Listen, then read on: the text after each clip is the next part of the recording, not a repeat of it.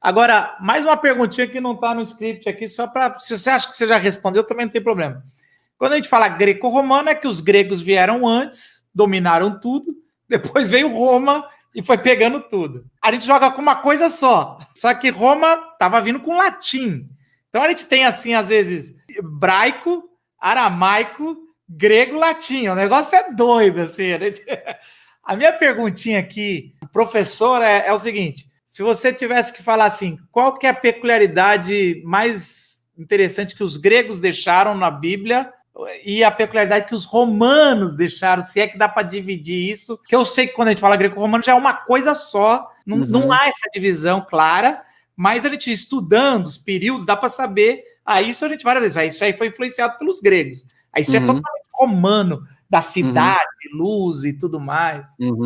Eterno. Olha, é uma pergunta muito interessante, porque quando nós falamos de greco-romano, efetivamente nós estamos falando de um amálgama aí do modo de pensar grego que se junta com o modo de pensar romano, e os romanos, pelo menos no primeiro e segundo século, eles não impuseram a língua deles. Por quê? Porque os romanos, eles sempre tiveram em alta estima tudo que era produto cultural grego. O panteão religioso, por exemplo, latino, né, romano, é uma replicação daquilo que é, na sua maioria, o panteão dos deuses olímpicos, só que com os nomes trocados. A forma de se pensar é a mesma matriz de Alexandre aplicado ao contexto mais militarizado, mais organizado de forma política que os romanos tiveram, mas vamos dizer assim, que os romanos se beneficiaram dos caminhos que os gregos abriram e se utilizaram desses meios que já estavam estabelecidos, porque nós falamos do período, por exemplo, helenista,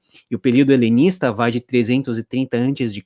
a 330 depois de Cristo. Então são 660 anos, eu acho. Eu sou ruim de matemática. É quase um milênio de domínio grego. E os romanos fizeram o quê? Foram lá e se aproveitaram, como se deve ser um governo inteligente. Eles se aproveitaram daquilo que realmente estava funcionando, que é a difusão cultural, e impuseram a sua maneira. Agora, quando nós lemos o Novo Testamento, você perguntou o que fica mais saliente, né? Se é o modo de pensar grego ou se é o modo de pensar romano. Eu diria que o texto, a maneira de se compor as narrativas, a forma literária é muito mais grega do que romana, né? Até porque a produção literária ela é feita dentro de um cenário mais cultural do que político, administrativo, dentro da qual os romanos eram aqueles que realmente mandavam. E quando você compara essa produção literária em língua grega com a produção literária em hebraico e aramaico, você vai perceber que o texto grego ele é bem mais complexo por um simples fato.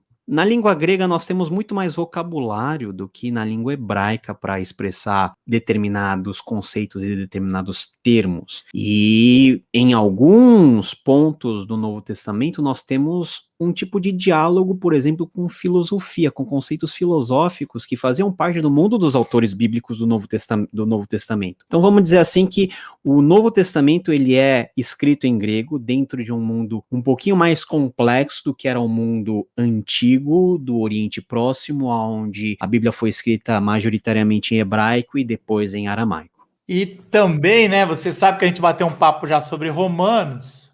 As argumentações jurídicas de Paulo eram mais romanas, né? Você tem isso aí, ele já tá pegando o empréstimo da superação romana no juridiquês dele, que é o jeito que ele vai explicar porque Deus não é injusto elegendo os seus. E aí ele vai montar o tribunal, que é muito mais romano, né? Que é muito mais da sofisticação romana.